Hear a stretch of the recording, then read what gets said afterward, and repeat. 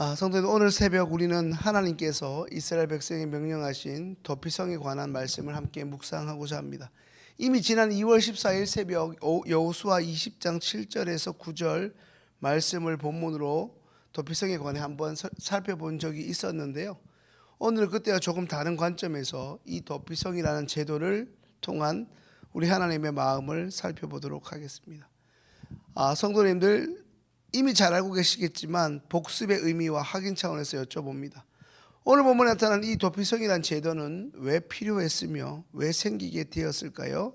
민수기 35장 9절에서 11절 말씀 함께 읽겠습니다. 여호와께서 또 모세에게 말씀하여 이르시되 이스라엘 자손에게 말하여 그들에게 이르라. 너희가 요단강을 건너 가나안 땅에 들어가거든 너희를 위하여 성읍을 도피성으로 정하여 부주 중에 살인한 자가 그리로 피하게 하라. 아멘. 성도들, 방금 읽은 본문에서 확인할 수 있듯이 도피성은 실수로 불가피하게 사람을 죽인 자가 보복자의 손에서 벗어나 재판을 받기까지 피할 수 있는 도시, 그런 공간이었습니다.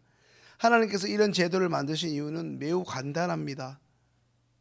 그것은 고의가 아닌 실수로 사람을 죽였다고 해서 그가 즉시 죽임을 당해서는 안 된다.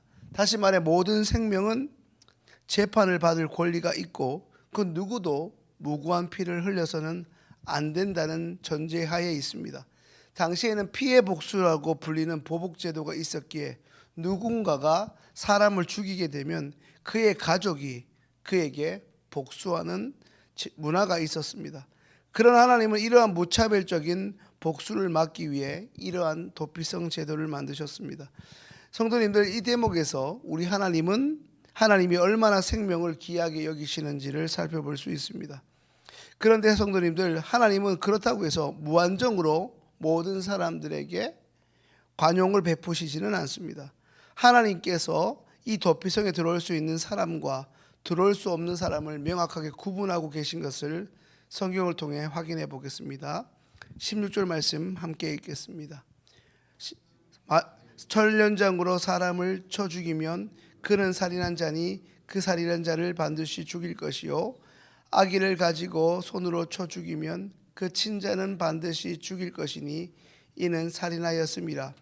피를 보복하는 자는 살인자를 만나면 죽일 것이니라. 16절 21절 함께 살펴봤는데요. 이것은 무엇을 의미하고 있는 것입니까? 아기를 가지고 사람을 고의적으로 죽이게 되면 그 사람에게 주어지는 보복은 정당하다는 것입니다. 그 사람에 대해서는 죽여도 좋다는 것입니다. 아무리 하나님께서 생명을 귀하게 여기셔도 악한 자들의 이른바 폭력적인 살인까지 받아주시지는 않습니다. 다시 말해, 악의적이고 의도적인 살인은 일종의 살인으로 응분의 대가를 치러야 할 것입니다. 허나 부재 중의 실수로 인한 죽음이나 살인은 도피성을 통해 보호받을 수 있지만 방금 같이 그렇지 않은 경우는 어떠한 경우에도 납득될 수도 보호받을 수 없다는 것입니다. 이것의 의미는 하나님은 인간의 모든 행동의 의도와 동기가 어디에서 나온 것임을 꿰뚫어 보고 계신다는 것입니다. 하나님은 눈에 보이게 죽음이라는 같은 결과를 가져왔다 하더라도 누군가를 죽음에 이르게 한 사람의 마음의 동기가 무엇인지를 살펴보십니다. 이제 마지막으로 하나 더 살펴보겠는데요. 이번에는 복음의 관점에서 살펴볼 때 이 도피성은 예수 그리스도라 할 수 있습니다. 히브리서 6장 18절 말씀 함께 읽습니다. 이는 하나님이 거짓말을 하실 수 없는 이 두 가지 변하지 못할 사실로 말미암아 앞에 있는 소망을 얻으려고 피난처를 찾은 우리에게 큰 안위를 받게 하려 하심이라. 소망을 얻으려고 피난처를 찾은 우리에게 큰 안위를 얻게 하십니다. 예수님은 죄로 가득하여 죽어 마땅한 소망 없는 바로 우리들에게 도피성이 되어 주셨습니다.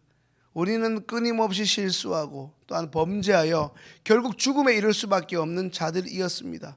그런 가치 없고 자격 없는 우리를 위해 죄 없으신 하나님 예수님께서 친히 십자가에 죽으시고 우리 대신 심판받으심으로 도피성이 되어 주셨습니다. 성도님들, 당시 도피성은 이스라엘 전역에 동편과 서편 각각 3개씩 6개가 있었고 이스라엘 어디서 출발을 하든 하루 안에 도착할 수 있는 위치에 이 도피성이 골고루 있었습니다. 성도님들, 도피성이 이스라엘 전역에 그것도 어디에서 출발하든지 하루 안에 다 도착할 수 있다는 의미는 예수님 역시 누구든지 어디서든지 그 예수 그리스도의 이름을 부르기만 하면 구원을 받도록 하셨다는 말씀입니다. 성도님들, 어제나 오늘이나 영원토록 우리 예수 그리스도는 우리를 흉악한 죄의 심판에서 피할 수 있게 하시는 도피성 되십니다. 언제 어디서나 우리는 주님 안에 거해야 하는 근거입니다. 지난 2월 새벽에도 말씀드렸습니다만 혹여나 우리 주변에 단 한 번의 실수로, 그 잘못된 실수, 그 판단으로 인한 결과로 방황하고 고통당하는 이가 우리 주변에 있다면 우리가 그에게 다가가 도피성과 같은 존재가 되어 주어야 한다는 것입니다. 사랑하는 성도님들, 우리는 심판자이기보다는 도피성 같은 존재가 되어야 합니다. 오늘 우리에게 주어진 허락된 민수기 35장의 이 도피성은 우리에게 하나님 나라의 원리를 잘 보여주고 있습니다. 사람과 사람이 살아가는 사회라는 공동체 속에서 이 정의는 반드시 세워져야 마땅하지만 그 전에 항상 자비가 먼저 주어져야 합니다. 하나님은 심판자이시지만 심판으로 인한 징벌보다는 회복을 원하십니다. 연약하여 실수한 자를 다짜고짜 정죄부터 할 것이 아니라 예수 그리스도의 사랑으로 기꺼이 품을 수 있는 자가 되게 해달라고 기도하는 우리가 되어야 할 것입니다. 오늘 이 새벽에 나와 하나님을 예배하는 우리가 이전에 도피성이 되어주신 하나님의 사랑을 입은 자임을 잊지 말고 순간순간 어려운 자의 피난처가 되어주는 은혜로 가득하게 되시기를 소망합니다. 오늘 우리를 통해 우리 주변이 새롭게 회복되고 살아나게 되는 은혜가 있기를 또한 소망합니다. 오늘 이 새벽 예배 자리에 나온 시흥의 모든 성도님들이 속하여 있는 가정과 공동체도 우리로 인하여 사람이 살려지는, 회복되는 도피성 같은 공동체가 될 수 있기를 주님의 이름으로 축원합니다. 이제 주신 말씀을 가지고 기도하겠습니다.